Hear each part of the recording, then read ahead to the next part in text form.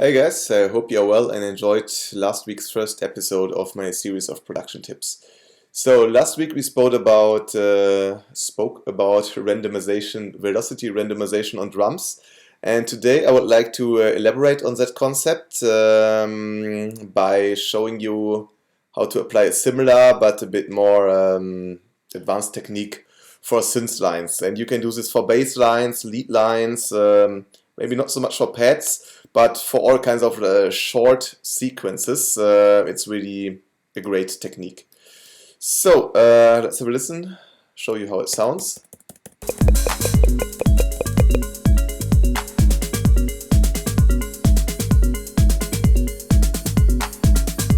So you see in this bell sequence we have quite a lot of movement. Let me solo it for you.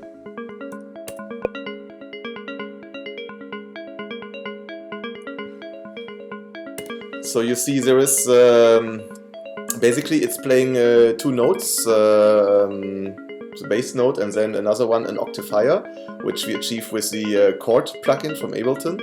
And then the velocity of both notes, of both layers, is randomized, so that the emphasis of the lower and the higher layer is always shifting, which is creating this quite nice, always slightly modulating feel. And if we turn this off, you will see it sounds a lot more static.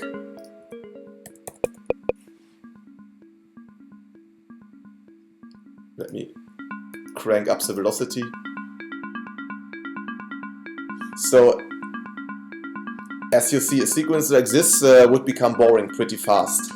So, again, velocity randomization is your friend, and the chord plugin is really great for like adding a second octave. But let's go back to this amazing little step sequencer which I discovered maybe 2 or 3 months ago. If you have the Ableton suite, then you have Ableton Max for Live, and this thing is called Rozzer, R-O-Z-Z-E-R. If you just Google R-O-Z-Z-E-R, pretty much the only thing which will come up is the website of the guy who programmed it. You can download it for free, and I can only wholeheartedly recommend it. So what does it do? Basically it's a software version of a hardware step sequencer like the BeatStep Pro, for example, or I think the sequential circuit Circlon can probably do similar stuff. But this thing, the great thing is it's for free. You can always take it around with you on your laptop, and you can very, very well adjust the parameters which you want to randomize. So have a look at what you can do with it. I'll turn my automations back on to make it sound more interesting again. So, and now you can either randomize the whole sequence or the parameters at once.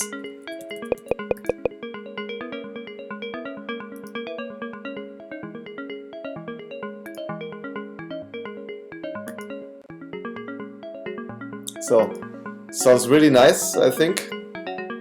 Let me turn off the reverb. Yeah, or you can just select a single parameter, like for example, keep the positions inside the grid where the notes are playing, but just change the key of the notes.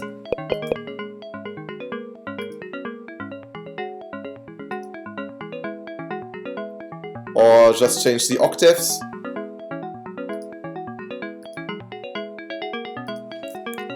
So you see the possibilities are really limitless, and if you combine this kind of step sequence which can very easily give you great ideas which you might not ever get if you just play it in on the piano, especially if you're not a trained piano player. So I am not, and I think a lot of other electronic music producers are not as well, since this is really an amazing creative tool. And if you combine this with, for example, the chord device, and then with the velocity device, which is, as I said earlier, randomizing both layers of the notes, then you can very easily create strongly modulated, always moving step sequences, which can stay interesting over the whole course of your track. So that's it for today. I hope you can make good use for it, and see you again next week. Bye.